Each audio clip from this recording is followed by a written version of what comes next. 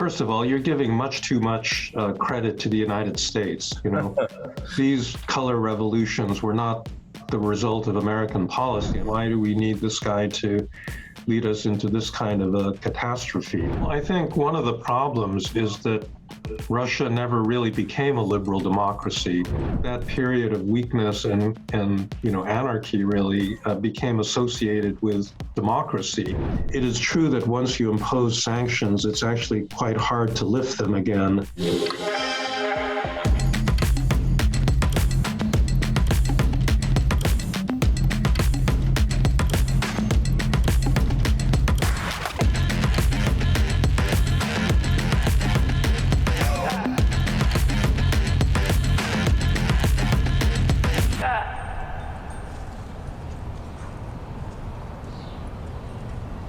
Hello, my name is Mikhail Zygar. Every week I'm speaking with the greatest minds of humanity to try to analyze not what's happening right now and not even the perspective that is waiting tomorrow, but I'm trying to foresee the future and look into something that is going to happen after tomorrow. And today my guest is Francis Fukuyama, one of the greatest politologists alive. Hello, Professor Fukuyama. Thank you for joining. Thank you for your time. Let me start with a very, concrete question. In one of your recent articles written after the war, I think that was in American Purpose, you've written that Putin will not survive the defeat of his army. Why are you so sure? Why are you so sure that the war and the collapse of Russian army is going to be the end of his regime? Well, I'm not sure about anything. I don't think anyone can predict the future. It does seem to me that if you are a dictator who builds your legitimacy around strength and you're proven to be very weak, then you undercut the reason that people support you. I don't expect that if there's a threat to Putin, it will come from the streets. I don't think, mass protest is going to work in Russia these days. I think it would have to come from within the security sector somewhere, from the security services or the military or something. But it does seem to me that a humiliation of a strong man, makes for a very difficult situation for him.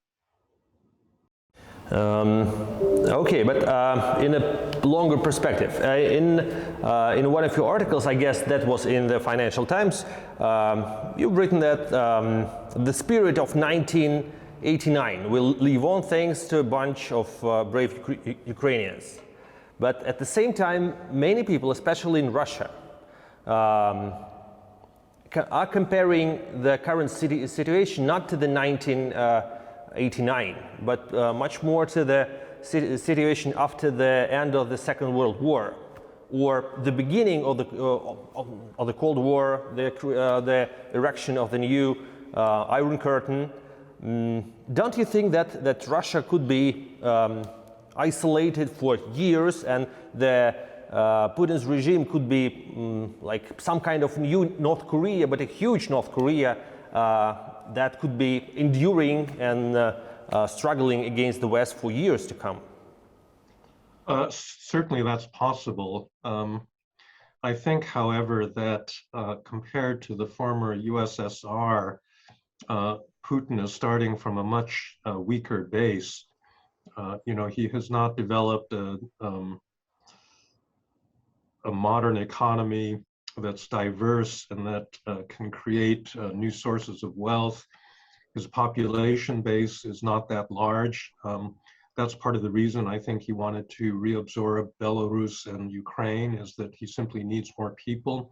And even now he seems to be struggling to have enough young men to fill out the ranks of his army. And so, yes, I do think that Russia will, it's possible that it will survive for quite a while in increasing isolation, cut off from the West. But I don't think it's like 1945, because I just don't think the that Russia's base and power is anything close to what the former Soviet Union was.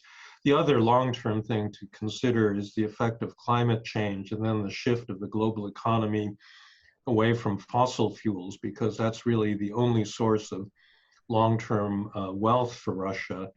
And I think this war is actually going to accelerate that shift that is going to happen one way or the other. Okay, and when you're saying that the threat to Putin is not coming from the streets, could you like, if not predict, but just describe how the collapse of his regime could happen? I can't predict that. You know, nobody knows really what's happening on the inside. There seem to be some indications that, you know, within the elite around Putin, there's unhappiness at the way that the war has gone up to this point. You know, they're becoming, I think, in many ways more desperate in their recommendations. You know, now they're talking about just liquidating the entire Ukrainian elite at a moment when, you know, militarily they're really not in a position to do that. But I think at a certain point, you know, if there's further failure, military failure, you know, somebody is going to say, well, why do we need this guy to lead us into this kind of a catastrophe? But I have no idea how that, you know, that will work out. Mm-hmm.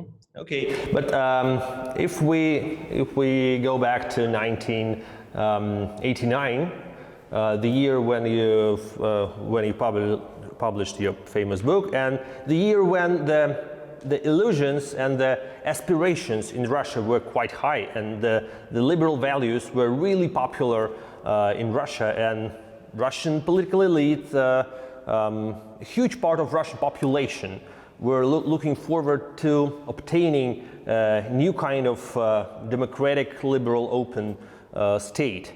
But after the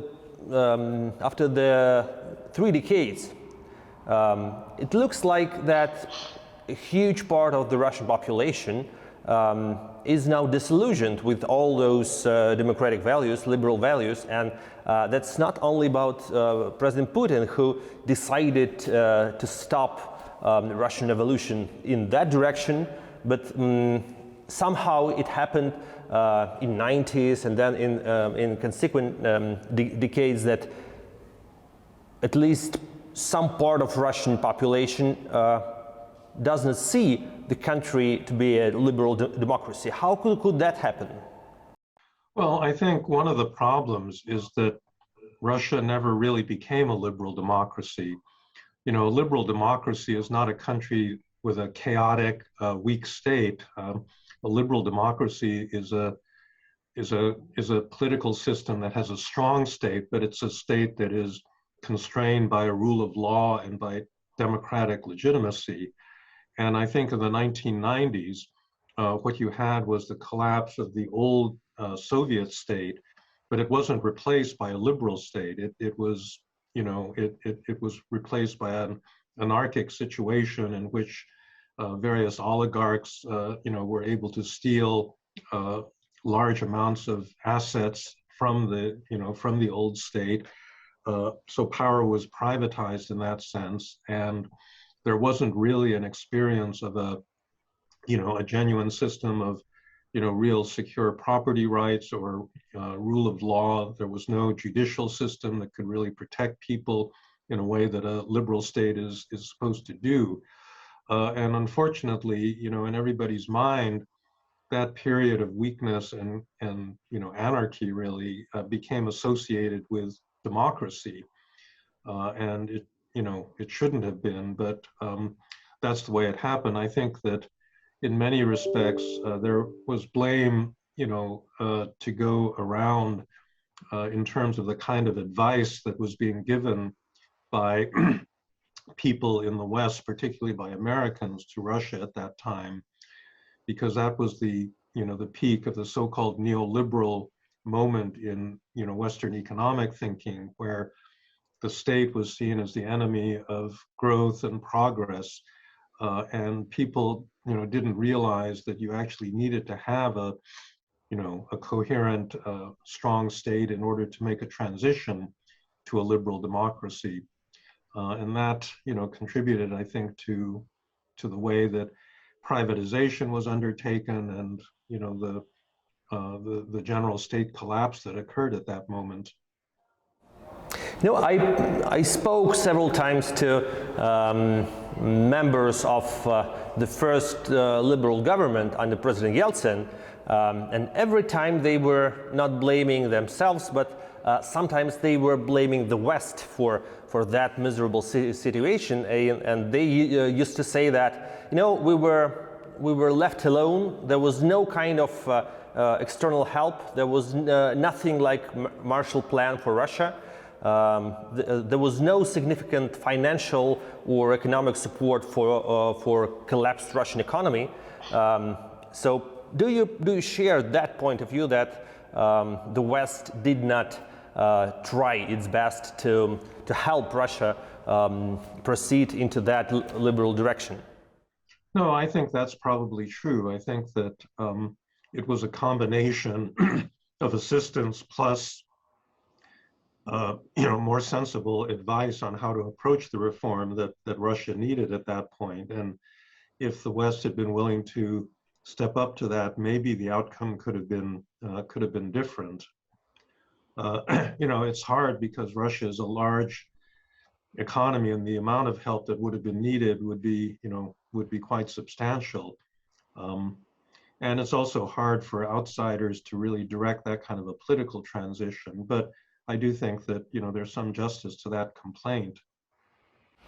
At the same time, when we're talking that Russia has never become a liberal democracy, and that's why a lot of people seem not longer to believe in some kind of possible liberal democracy in Russia, but that's not only Russian phenomena. During the last 3 decades, we saw that many nations seem to be more or less disillusioned in that ideal liberal values we used to discuss. Much more, the populists, the nationalists are becoming even more popular in different parts of Europe, and actually Donald Trump is probably the greatest proof that a lot of people have strong doubts about traditional liberal values. Why could that happen? Well, I think part of the problem does lie with liberals themselves. They made a number of really big policy mistakes in the first decade of the 21st century. One of them, I think, was launching the Iraq War, and then the other was the financial crisis that took place in 2008. And both of them came out of mistakes that were made by the elites that were guiding the United States at that time. You have these longer term social changes that were brought about. You had increasing economic inequality that was the result of the kind of globalization that was pursued at the time. I mean, part of that would have been inevitable simply as a result of technological change, that better educated people were earning more money, and if you didn't have an education, you didn't have the same kinds of opportunities. But part of it was also driven by policy, where corporations would seek the lowest possible labor costs simply by moving their production to other places in a way that disrupted a lot of working class communities in the rich world. And then I think there were cultural issues as well, having to do with belief on the part of many on the right that they weren't being respected, that their more traditional values or religious values were being looked down upon by better educated people. So all of these, I think, were issues that were seized upon by populists and used to attack liberalism in this period. By the way, you mentioned the Iraqi war.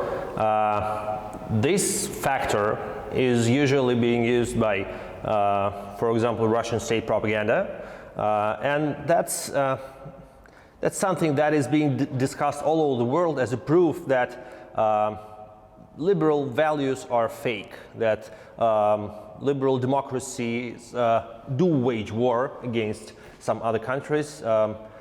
And how do you consider that to be the huge mistake right now, provided the fact that about 2 decades ago you were signing as well all the letters of 2 letters of project for the new American century and supported the operation in Iraq as well? Well, I think that was a mistaken position, and I changed my position before the war actually started, but it was a huge mistake for a whole variety of reasons. I think the United States really didn't anticipate the kind of insurgency that developed. It didn't really know how to reconstruct an Iraqi state on a stable basis, and it really, I think, internationally undermined the norm that you shouldn't simply invade other countries in order to do regime change. So for all those reasons, I think it was one of the biggest foreign policy mistakes that the US has made in its history. And after all those lessons, do you consider the theory of possible regime change still valid, or is it now outdated? Well, it depends on how the regime change comes about. I mean, if you have a dictatorship that meets with popular opposition, and the regime collapses as a result of that, I think that reflects a kind of genuine grassroots movement towards democracy. I think external regime change is always much more problematic because it doesn't have the same kind of legitimacy. You obviously can't impose democracy on a society, through violence, and I don't think that's really the way that democracy ever came about. I mean, there's some exceptions to that. When Germany and Japan were defeated militarily, it gave them the opportunity to actually create legitimate democratic institutions in both countries that turned out to be quite successful. But that wasn't the reason they were invaded. The United States didn't defeat those countries because they were dictatorships. They defeated them because they were a security threat. And so I think it's better that military force be used to meet military challenges and not for the sake of political manipulation. We know that the perspective of that regime change for Russia was a huge threat in Vladimir Putin's mind, and during the last 2 decades he became paranoid about the possible conspiracies against his rule, and he became very cautious from the beginning of Orange Revolution in Ukraine or Rose Revolution in Tbilisi. Do you think that first, do you think that he was right in trying to stop that American efforts to support Russian civil society, and there was a real threat to his regime from the United States? Or do you think that United States should have been much more assertive in this attempt to topple Vladimir Putin before? First of all, you're giving much too much credit to the United States. These color revolutions were not the result of American policy. I mean, the United States did support certain civil society groups, but these were spontaneous, grassroots movements that didn't like the kind of policies and authoritarian government. I've done a lot of work in Ukraine over the past few years. I know the person who started the Maidan revolution, Mustafa Naim. He was a journalist, and it was his Facebook message that propelled people into the streets. It wasn't the United States that did it. This was a spontaneous reaction to. I know him very well. He's a good friend of mine, by the way. Yeah, right. So this wasn't an American plot, to go after Yanukovych or after Putin. And in general, I think that's really the problem that that Putin has, that he doesn't understand that democracy is something that actually people value. The mass of the population could actually want democracy. So every time he sees a demonstration in the streets, he assumes that it's being organized by a foreign intelligence agency, because that's the way the KGB used to operate. And so it's as if he's still living in this early 20th century world in which populations are only manipulated by intelligence services, and he doesn't recognize that power has actually spread out to much larger populations that are the ones that are the primary agents of political change right now. Yeah, okay, and you definitely know that for years Russian propaganda has been repeating the same mantra that Russia has got its own unique way, that liberal values are not for Russia, and probably Russia is doomed to have its own unique path, as well as some other superpowers, probably China or Arab world. Do you consider that Russia could once become a proper democracy, or it's really doomed to have its own unique historical way? Well, I'm not a cultural determinist. I think that culture does affect the way that societies organize themselves, but it doesn't determine their politics necessarily. And I think that Ukraine is the best example of this, where you have a society that has a lot of cultural similarities to Russian society, and yet they've made a very different kind of political choice in favor of a more pluralistic form of government. And in fact, I think that that's one of the reasons that Putin sees Ukraine as such a threat, that it undermines his narrative that, Slavic people somehow have this natural affinity for centralized authoritarian government. Ukraine is proving that that's not the case, and that's why he wants, that experiment to fail. You've recently written that the invasion to Ukraine has already done a huge damage to populists all over the world, and many nations are disillusioned with those populist leaders. But at the same time, we see that it has not happened in Hungary, where Viktor Orban has won the re-election. And we are witnessing the electoral campaign in France, and Marine Le Pen seems to be doing well.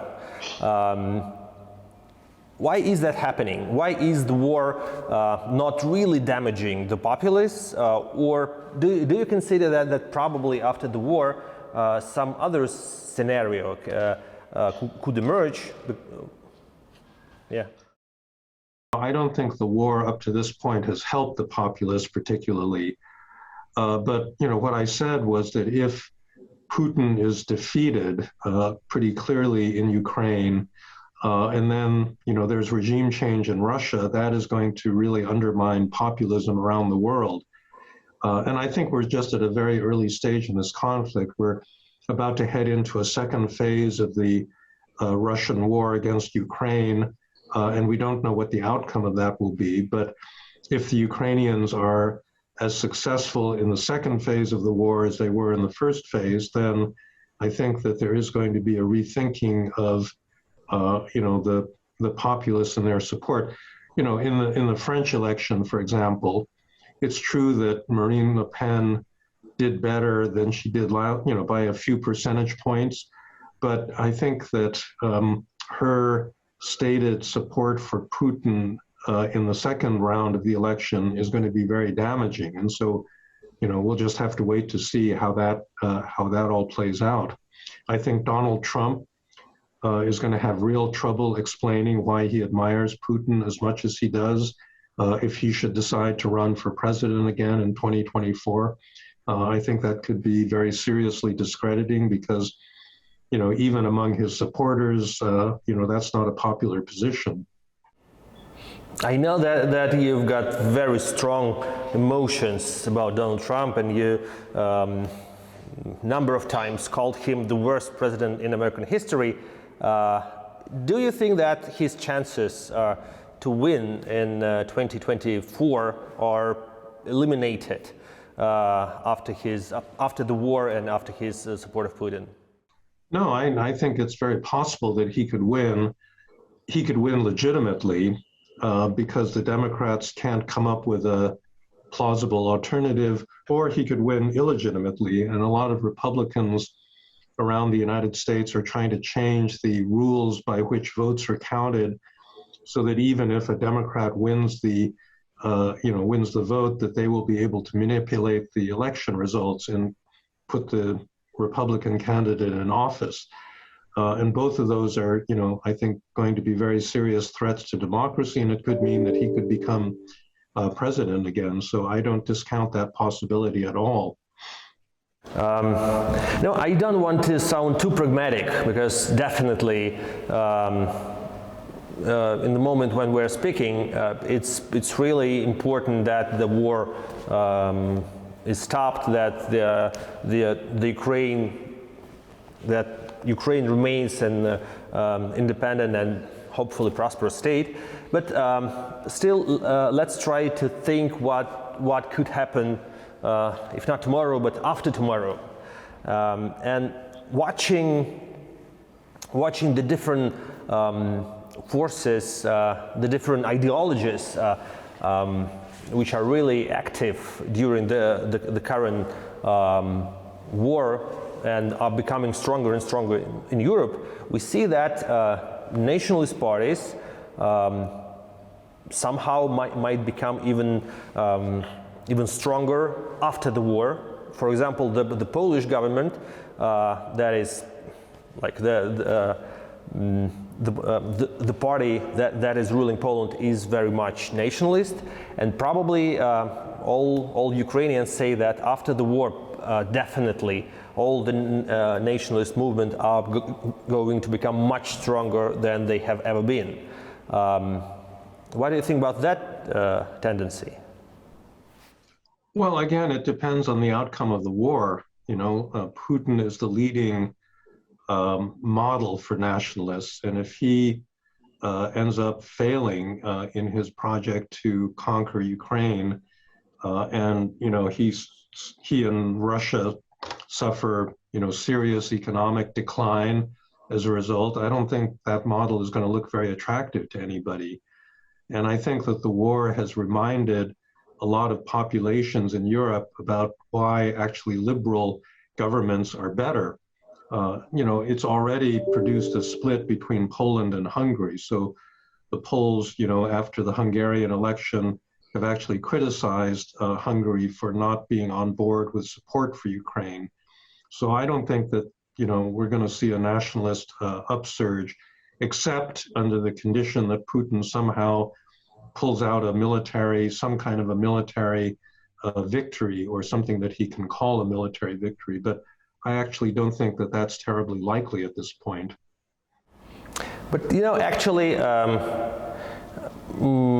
as a person who used to live in Russia for many years and who knows Russian propaganda, I suspect that probably he doesn't need the real victory, but he needs something that could be called victory by Russian propaganda TV channels. So probably we're going to see some kind of an outcome of the war where both sides would claim that they have won. Well, it's possible. I do think that the kind of economic sanctions that have been imposed in Russia are not going to be lifted if there isn't a full, at least a full Russian withdrawal from the territories it's occupied since February 24th. And that's going to, have long-term consequences for the Russian people and for Russian power going forward. So I think, the stability of the regime in those circumstances, is something that may still be questionable.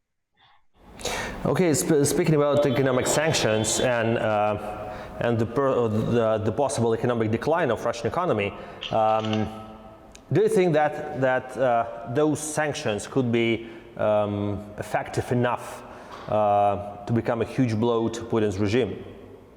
Well, I think it depends a lot on energy because, you know, the ruble has recovered a lot of its losses in the early phases of the crisis because, you know, Europeans are still buying a lot of oil and gas from Russia. I think that what it's done is to spur a really big effort to wean themselves away from Russian energy. That takes time, but I don't think that anybody is going to be advocating another Nord Stream 2 anytime, you know, in the near future. So I think that, you know, in the next couple of years, you will see a big shift in energy markets where European purchases of Russian oil and gas are, you know, are going to decline, and that's going to have a impact on the Russian standard of living as a whole. It's really not possible for China and India to pick up that slack just for, you know, reasons of physical geography. So I do think that, you know, there will be some lasting effects of the sanctions. At the same time, which instruments do you think are the best for the liberal states, for the liberal world, to be used to fight against the illiberal countries? Because during the last 3 decades, we have seen a lot of sanctions against a lot of countries, and scarcely they were really effective. We saw that all sanctions against Iran were not effective enough to make Iran a bit more liberal. The sanctions against North Korea or Cuba or Iraq were not really effective as well.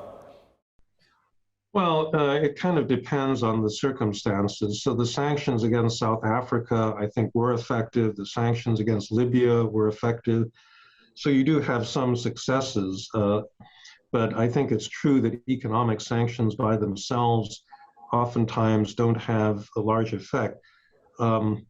The single biggest thing that will stop illiberal forces right now in Ukraine is the Ukrainian military.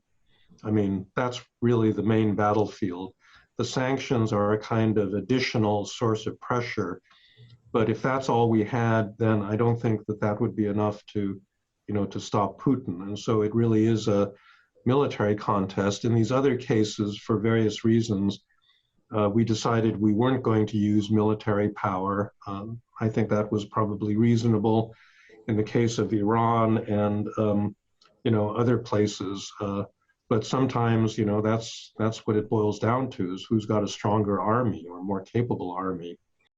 Don't you find it a bit strange that actually the only hope of the liberal world is the military operation, is the military victory, and no liberal instruments are available for now? And could it be, if not, as you are questioning yourself in your Financial Times article, the end of history, but could it be the beginning of some kind of new history, a new age of wars?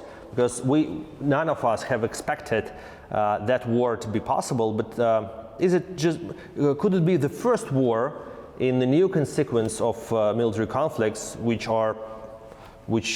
don't seem to be impossible right now? Well, I think I don't know whether it's going to be the first war in a series of wars, but I think that it was the case that the possibility of war was never there because there wasn't a liberal consensus around the world.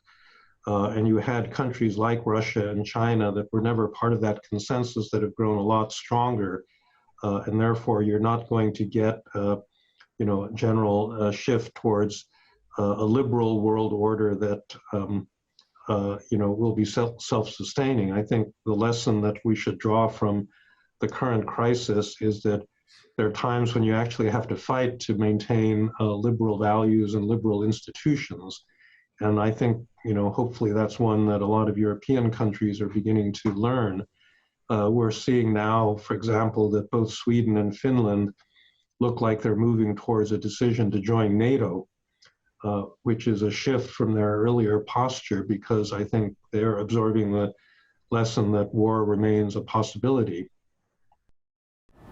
But doesn't it mean that actually even those countries stopped believing that the peaceful, ideal liberalism is possible, and so they should use military force to protect themselves? Well, you know, liberal ideals aren't going to work if you're dealing with non-liberal states, and we've unfortunately got, you know, a fair number of those still in the international system. So I think force remains an important, you know, an important factor. In one of your recent articles, you mentioned that for you that's an ultimate nightmare when Russia and China work in harness with each other, and that I will quote. If the United States and the rest of the West couldn't stop that from happening, then that really is the end of history. How can you imagine the United States and the West can stop Russia and China from becoming some kind of new alliance? Well, I think there's no way of stopping that. The United States doesn't have the power to prevent them from aligning with one another. I think that the momentum towards that alliance has been broken in a way by the Russian failure in Ukraine. China has, you know, been largely supportive, but they haven't wholeheartedly, you know, moved to support Russia in a way that one might have imagined if the invasion had been more successful. So I think that, and furthermore, you know, I think that the Chinese may be drawing some lessons with regard to Taiwan from what's happened, you know, with this Russian invasion of Ukraine. So there's no way we can stop this other than, you know, standing up to each one of these countries separately when they try to, you know, attack another democracy. Do you think that the military, that the war in Ukraine and the lack of military success for Russian army can affect the perspective of China versus Taiwan? That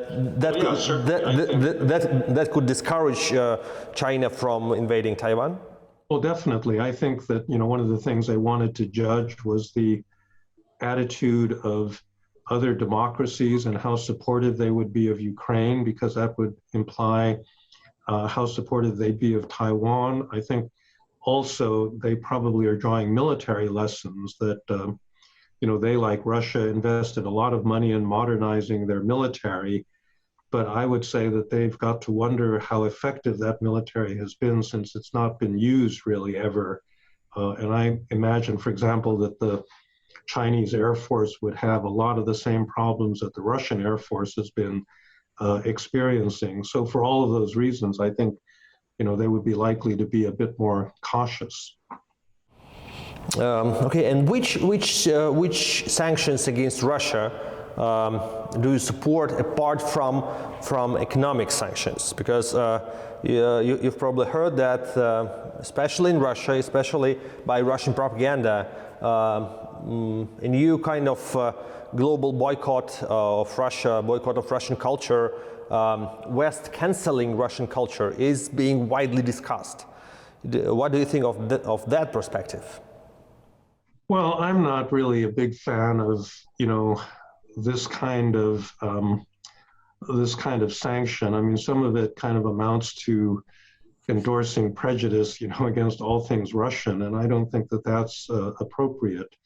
And furthermore, you know, at some point you would hope that some splits would emerge among Russians themselves in terms of the degree to which they're supporting Putin and his values, and you don't want to reject them simply because they're Russian. So I do think, you know, we have to be a little cautious about that.